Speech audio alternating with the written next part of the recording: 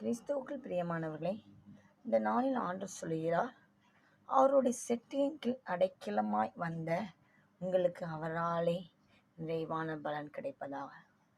பிரியமானவர்களே, யோசித்து பாருங்க. நம் இயேசுவை விசுவாசித்து அவருடைய செட்டையின் கீழ், அவருடைய அடைக்கலத்தின் கீழ், அவருடைய கிருபையின் கீழ் நாம் வந்திருக்கிறோம். அவர் ஒருபோதும் நம்மை கைவிட மாட்டார். ஏன் தெரியுமா? நாம் அவரை விசுவாசிக்கிறபடினால் அவருடைய செட்டையின் கீழ் வந்திருக்கிறோம். அப்படி நாம் அவரை விசுவாசித்து அவருடைய செட்டையின் கீழ் வந்திருக்கிறபடினால அவர் ஒருபோதும் நம்மளை கைவிட மாட்டார். அவர் நமக்கு பலன் கொடுக்கிற ஒரு தேவனாய் இருக்கிறார். அவர் நம்மை ஆசீர்வதிக்கிற தேவனாய் இருக்கிறார். நீங்கள் என்ன நினைக்கலாம்? ஆண்டவர் என்னை கைவிட்டாரோ, ஆண்டவர் என்னை மறந்து விட்டார். இல்லை பிரியமானவர்களே, அவரை கைவிடவில்லை.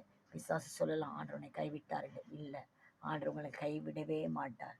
அவருடைய செட்டையின் கீழ் அவர் உங்களை வைத்து கொண்டிருக்கிறார். அவங்களை பாதுகாத்து கொண்டு